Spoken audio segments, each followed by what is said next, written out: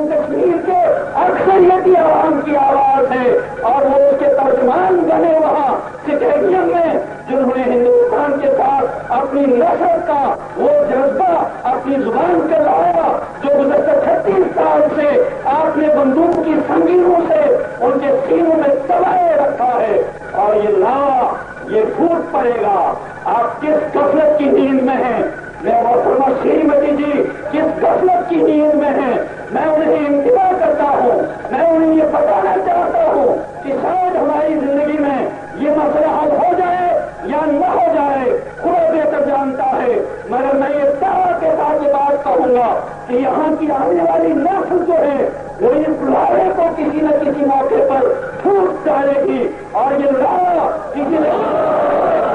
کرے گا اور یہ دنیا کے امن کو خاکستر بنا دے گا۔ یہ کون ہے؟ جبلپور میں خون بہا، جمشیدپور میں خون بہا، کیا کوئی شیر ہے؟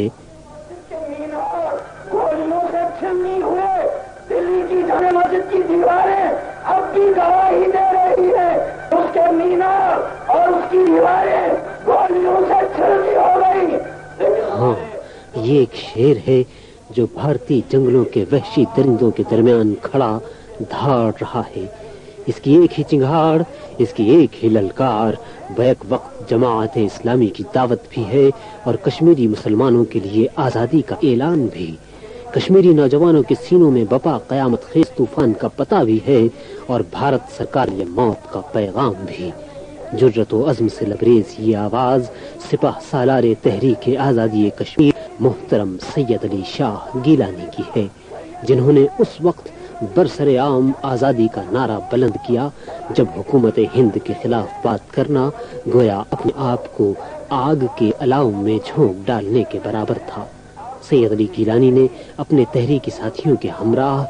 برس ہا برس، قریہ قریہ، کوچا کوچا جا کر جماعت اسلامی کی دعوت پھیلائی اور عوام کو آزادی کے لیے بیدار کرنے کی جد و جہد کی۔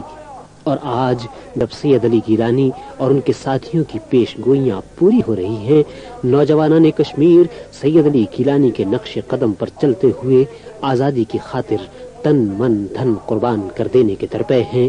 ہند سرکار تحریک اسلامی کے لگائے ہوئے پودے کو نہ تو تناور درخت بننے سے روک سکی اور نہ ہی اب وہ اسے برگبار لانے سے روک سکتی ہے۔ سید علی گیلانی کا خواب پورا ہو کر رہے گا اور پھر جیوے جیوے پاکستان۔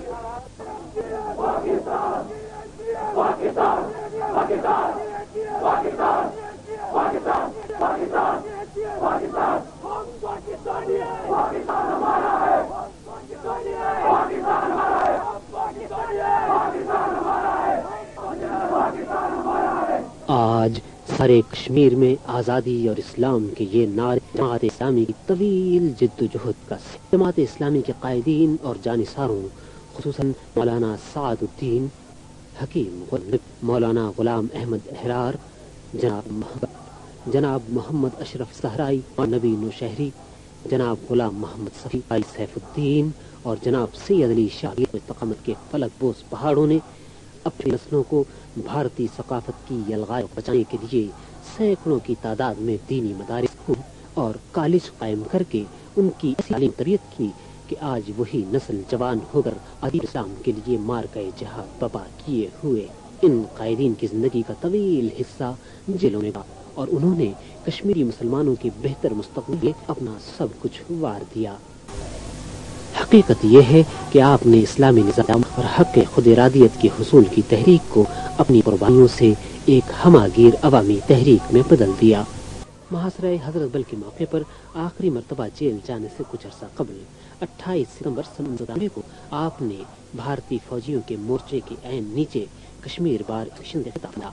آئیے ہم بھی لسان کشمیر سے صدائے حریت بلند ہوتے ہوئے دیکھتے اور سنتے ہیں۔ مہر خطاب ہیں قائد تحریک حریت سید علی شاہ گیلانی۔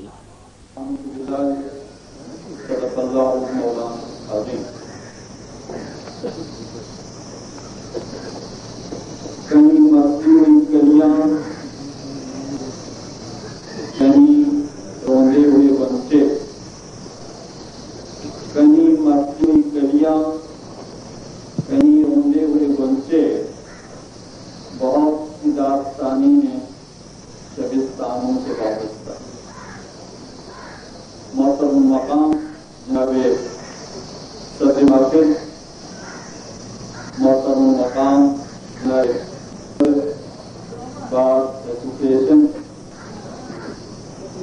گرامی قدر حضرات،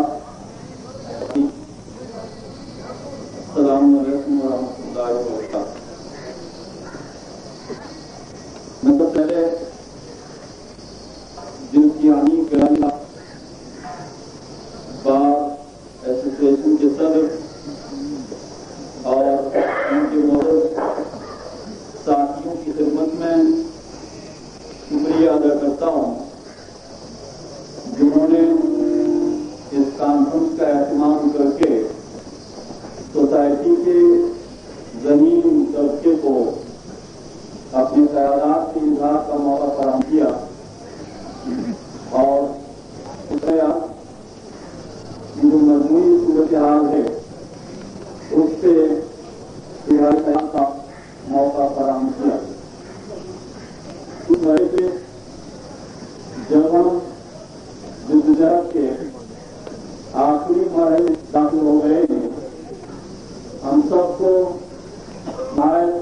ٹھنڈے دل و دماغ کے ساتھ سوچنا ہے کہ ہم کس طرح سے باوقار اور باعزت طریقے سے آزادی حاصل کر سکتے ہیں اور کیسے اپنے اس مقصد کر سکتے ہیں جس مقصد کے لیے ہم 45 سال سے جدوجہد میں مصروف ہیں. اس کانفرنس کا موضوع متعین کیا گیا ہے وہ یہ ہے کہ حق خودارادیت سے وابستہ ہے. جموں کشمیر کے عوام کو ان کا پیدائشی اور بنیادی حق دیا جانا چاہیے تاکہ وہ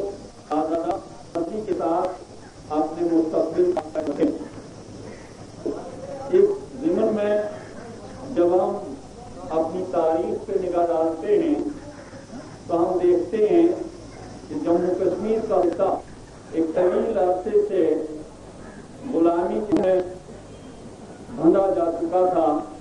1980 میں ڈوگرا شاہی جدوجہد شروع ہو گئی اور یہ جدوجہد جاری ہے. اس جدوجہد میں مختلف مراحل آئے. آیا جب مسلم کانفرنس کو نیشنل کانفرنس میں بدلا اور پھر 1947 عیسوی کا دوسرا مرحلہ آ گیا جب متحدہ ہندوستان دو حصوں میں تقسیم ہو گیا اور یہ تقسیم دو قومی بنیاد پہ ہوئی. مسلم اکثریتی علاقے کو پاکستان بنا دیا گیا اور ہندو اکثریتی علاقے کو بھارت بنا دیا گیا اور اس طرح ہندوستان دو حصوں میں منقسم ہو گیا. ہندوستان میں 600 سے زائد ریاستیں تھیں، راجواڑے تھے اور مختلف راجوں اور مہاراجوں کے زیر انتظام خطے تھے. ان کو یہ اختیار دے دیا گیا کہ وہ دو مملکتوں میں سے کسی ایک کے ساتھ اپنی تقدیر وابستہ کریں، لیکن ایسا کرتے وقت ان کو اپنی سرحدوں کی طرف ہے کہ ان کی سرحدیں دو میں سے کس مملکت کے ساتھ ملتی ہیں اور ان کو اپنے لوگوں کے مذہبی اور تمدنی رجحانات کو بھی پیش نظر رکھنا ہوگا. یہ گائیڈ لائن اور یہ رہنما خطوط 25 جولائی 1947 عیسوی کو اس وقت کے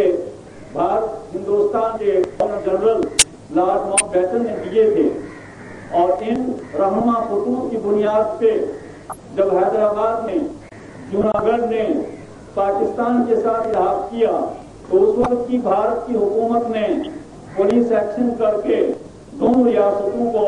بھارت کے ساتھ ملا لیا اور وجہ یہ تھی بنیاد کی آبائی